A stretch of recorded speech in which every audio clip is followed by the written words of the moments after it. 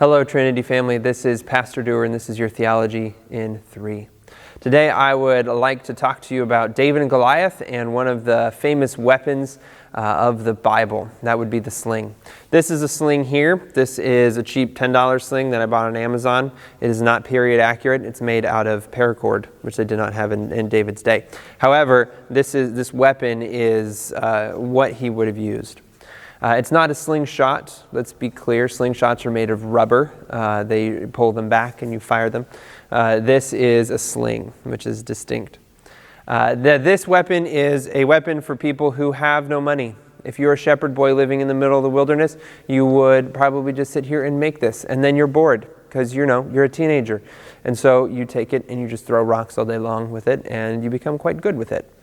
There are many slingers mentioned in the Old Testament and throughout antiquity as being very capable with this weapon. But the most famous story by far is the story of David and Goliath. In that story, we have Goliath, a huge guy, 6 cubits tall. It's around 9 to 10 feet in height.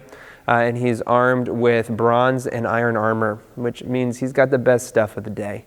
And then you got shepherd boy David, who walks out there with this. And he challenges the giant. It's a tremendous story. And I'd like to first demonstrate here for you how this thing works, so you have an idea of just how skilled David was with this weapon.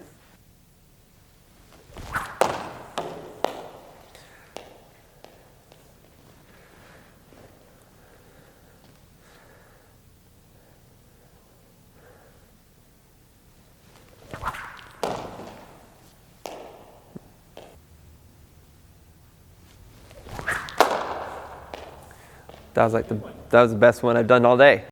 This sling can be used to throw a stone much further than you can throw with your hand, and it allows you to be much more deadly with the rock and much more force. And so it's a very formidable weapon, as we see in the story. David slays Goliath with it. But what's interesting to me about the story is that when David and Goliath exchange their taunts and they do battle, we could see poor David versus rich Goliath, tiny David versus giant Goliath.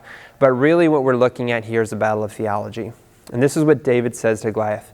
You come at me with sword and spear and javelin, but I come at you in the name of Yahweh Almighty, the God of the armies of Israel, whom you have defiled. David steps onto the battlefield with a sling.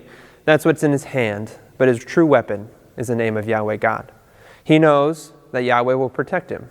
And this deals with an ancient Near Eastern idea that in battle, it's not just about the men fighting on the field. It's about the gods fighting as well.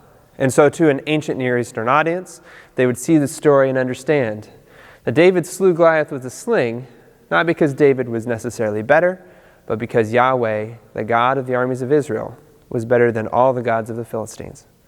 And so as we read this story, it helps us understand this story isn't just about David fighting a giant. The story is about who is the true God, and do you worship him or false gods? I pray that you have a blessed rest of your day.